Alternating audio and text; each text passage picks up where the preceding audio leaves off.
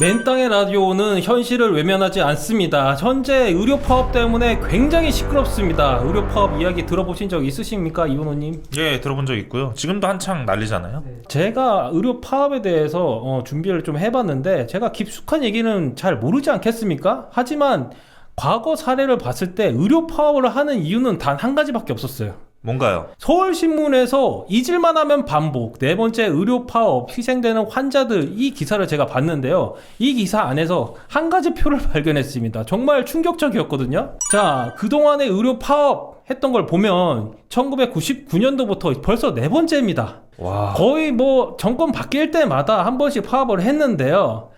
결과에 대해서 주목할 필요가 있어요. 결과는 항상 졌어요. 누가 졌나요? 누가 졌어요? 변화를 했던 사람이 졌겠죠. 정부가 졌습니다. 정부가 졌다. 의협이 네. 이겼다. 항상 의협이 이겼어요. 모든 결과를 보시면 1999년도 2000년도 보면 의학 분업은 통과됐어요. 네.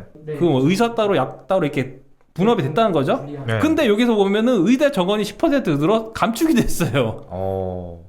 그리고 의사 면허 취소 사유를 조정할 수 있게끔 됐고, 네. 그리고 이제 2014년 같은 경우에는 원격 진로, 뭐 영리화 이런 거에 대해서 이제 계획을 해야겠다 했는데 결과는 무산. 무산.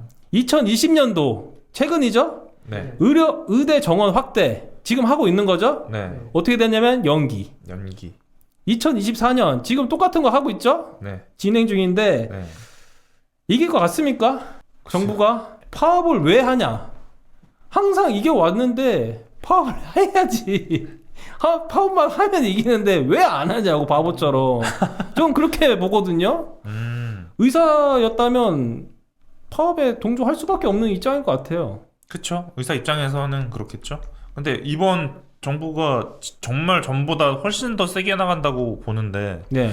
그렇기 때문에 과연 결과가 어떻게 될지도 궁금하긴 합니다. 근데 환자 국민들이 죽어 나가는데 네. 이거 통과시킬까요? 저는 그 정도로 정부가 힘이 있을 것 같진 않거든요. 아, 그래요? 근데 지금까지 봐온 모습만 보면은 굉장히 강력하잖아요.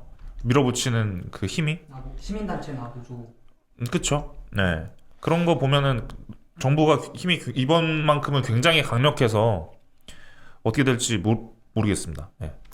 저는 좀 어려울 것 같아요. 아, 그래요? 네. 이런 반발에 그냥 일단 시작하자마자 이렇게 크게 부닥치는데 네. 이거 해결할 수 있을까? 이미 해결하려고 했으면 그 전부터 이렇게 밑작업에 가야 되는데 네. 뭐 그냥 뭐 파업해버리는데 이거 어떻게 합니까 이거? 아, 근데 전 정부에 있어서는 뭐 상대방 눈치도 보고 상황도 이렇게 보고 하는 식으로 이렇게 일을 진행했다면 이번 정부는 어떤 일이든 간에 일단 밀어붙이고 보는 경우가 많거든요. 그래서 오히려 해결될 수도 있다. 모르겠어요.